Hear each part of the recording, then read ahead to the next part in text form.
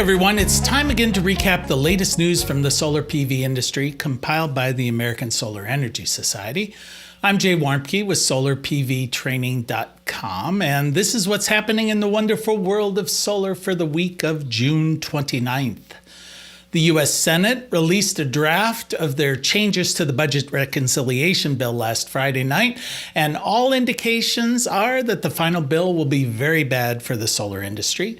The Senate changed language so that utility-scale projects would have to be placed in service by the year-end 2027 in order to get incentives. The original draft had allowed 100% credit as long as the construction had started by the end of 2025. The Senate also appears to have approved the House's recommendation that residential tax credits expire at the end of 2025. And perhaps most surprisingly, a new tax on solar energy appears to have been invented. The Senate's draft states that any projects that start construction before 2035 would have to abide by the Foreign Entity of Concern clause or be subject to a 50% tax. In other words, if a project uses any component that has any association with China, it would have to pay a 50% tax on all energy produced.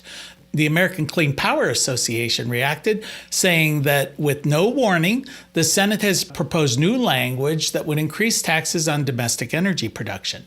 These new taxes will strand hundreds of billions of dollars in current investments, threaten energy security, undermine growth of domestic manufacturing, and land hardest on rural communities who would have been the greatest beneficiaries of the clean energy investment. And perhaps putting a line under these concerns, a new report released Monday by clean energy nonprofits E2 and Clean Economy Tracker stated that companies canceled $1.4 billion in new clean energy factories and projects in May of this year as congressional Republicans work through the reconciliation bill, expected to dramatically pare down clean energy incentives. Since the beginning of this year, nearly $15.5 billion in new factories and energy projects have been canceled, according to the report. The majority of these investments are located in Republican-held congressional districts where $9 billion worth of planned investments have been canceled. Monday's report found that 30 projects have been canceled, closed, or downsized since the beginning of this year.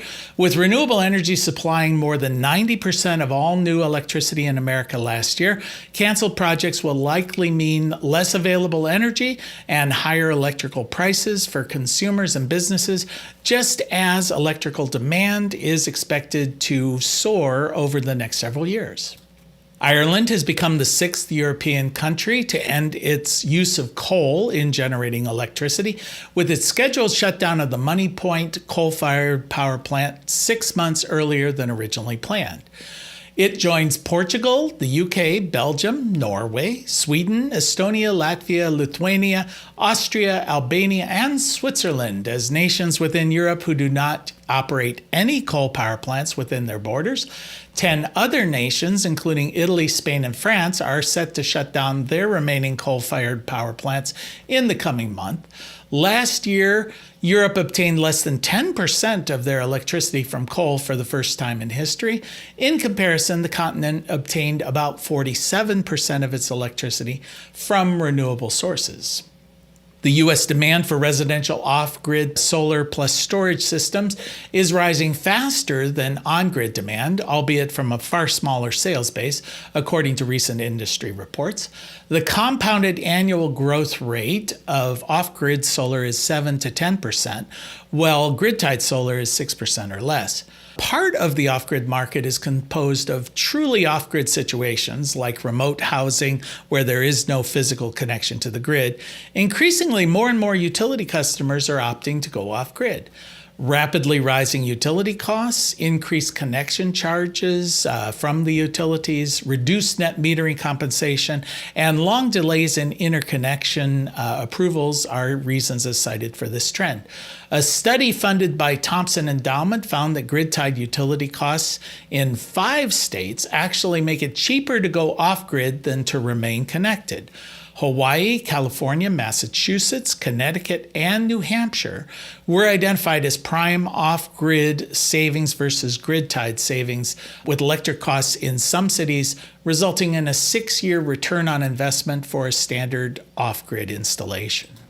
Renewable energy sources generated nearly 1/3 of the total U.S. electrical generation in April of this year, with solar providing over 10% of total national electrical output, according to recent data from the Energy Information Administration.